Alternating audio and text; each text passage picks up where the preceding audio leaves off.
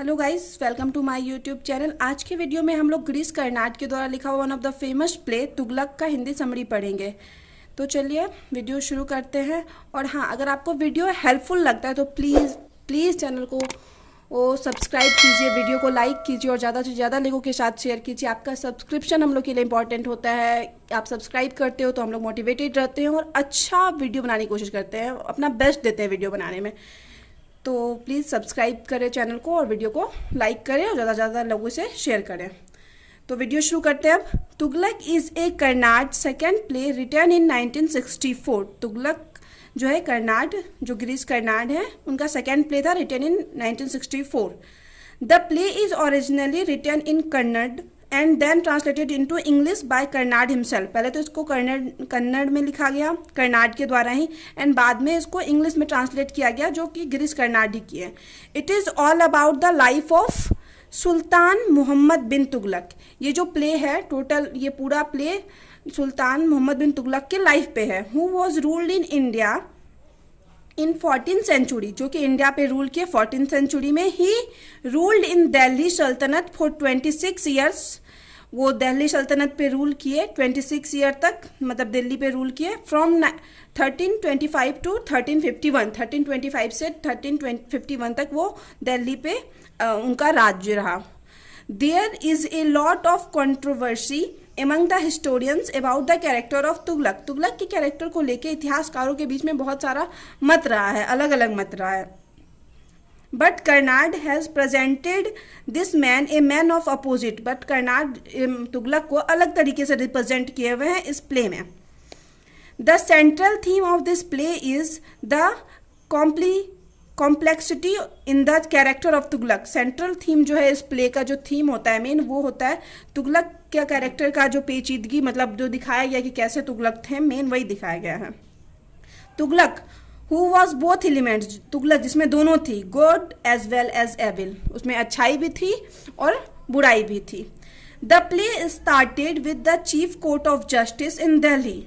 Play जो start होता है ये दिल्ली के चीफ कोर्ट से स्टार्ट होता है।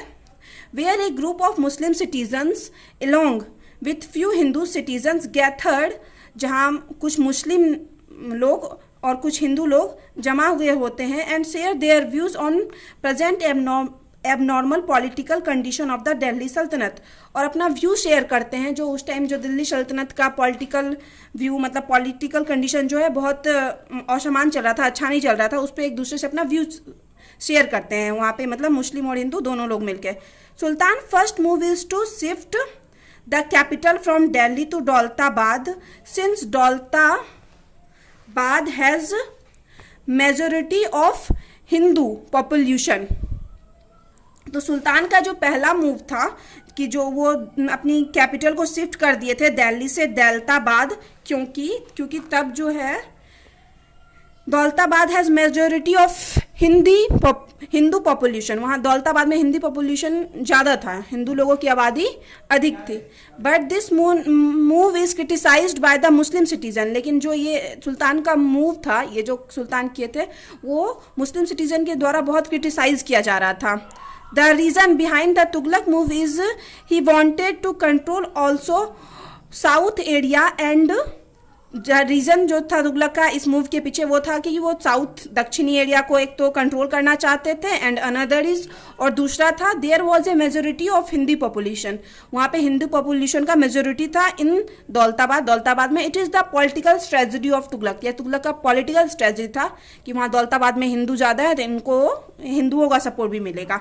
All the empire who had come till now, और सभी राजा जो आज तक आए थे, no one has done What Tughlaq was trying to do. कोई भी ऐसा काम नहीं किया था जो कि तुगलक मतलब करने की कोशिश किए थे कि दिल्ली, अपनी राजधानी दिल्ली से दौलताबाद शिफ्ट कर लिए थे। तो ऐसा कोई भी राजा आज तक नहीं किया था। After that Aziz who was a Muslim, a highway robber, appears as a Brahmin and wins a case against a sultan। उसके बाद सुल्तान के कोर्ट में एक मुस्लिम जो कि हिंदू के वेश में आता है, जिसका नाम होता है अजीज, जो कि रॉबर रहता है, हाईवे रॉबर मतलब लोगों को लूटता है, वो ब्राह्मण के वेश में आता है अजीज और केस फाइल करता है और जीत जाता है अगेंस्ट सुल्तान के खिलाफ। क्यों? क्योंकि ये हिंदू रहता है इसलिए, और सुल्तान हिंदू के फेवर में काम करते हैं ताकि उनको हिंदू लोग का सपोर्ट मिले, इस वजह से ये हिंदू बन के जाता है और वहाँ सुल्तान के अगेंस्ट केस जीत जाता है। अजीज along with his friend, अजीज अपने फ्रेंड दोस्त के साथ, Aazam decided to rob the people of Delhi, decide करता है कि दिल्ली के लोगों को लूटेगा। When they went to Daulatabad, जब वे दौलताबाद जा रहे होंगे तो रास्ते में उनको लूटेगा। One day Tughlaq was playing chess in his chamber, एक दिन तुगलक अपने चैम्बर में चेस खेल रहे थे। Then his step mother came and told him, तभी उनकी स्टेप मदर आई, मतलब सौतेली माँ आई और बोली, why you not taking action to protect himself from Ain ul मुल्क।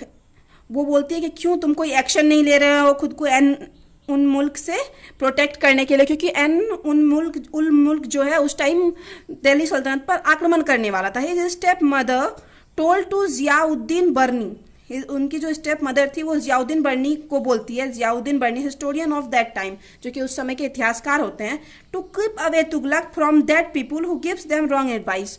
बोलती है क्या कि वैसे लोगों से तुगलक को दूर रखिए जो उनको गलत एडवाइस देता है।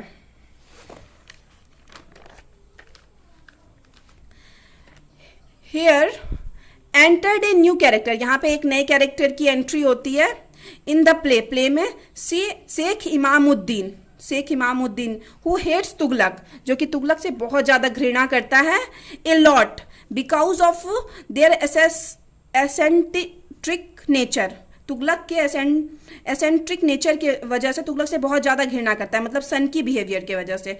Tughlaq told to Sheikh to go as a sultan for political compromise, Tughlaq जो है शेख को बोलते हैं कि जाइए आप पॉलिटिकल कॉम्प्रोमाइज करने के लिए जाइए विथ एन उल मुल्क के साथ, जो कि उन पे आक्रमण करने वाले थे दिल्ली पे।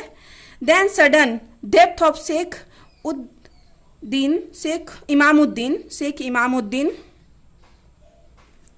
इज अनाउंस, तभी अचानक से वो जाता है, मतलब सुल्तान के कहने पर, और तभी अचानक से शेख इमामुद्दीन के मर्डर का अनाउंस हो जाता है। It was the success of sultan plans, और ये जो सुल्तान के प्लान का सक्सेस था, मतलब इमामुद्दीन की मृत्यु हो जाना, ये सुल्तान का ही प्लान था कि राजा बनकर अगर जाता है इमामुद्दीन तो वहाँ पे सुल्तान इमामुद्दीन की मृत्यु हो जाएगी, शेख इमामुद्दीन की, तो यही सुल्तान का प्लान था जो कि सक्सेसफुल रहा।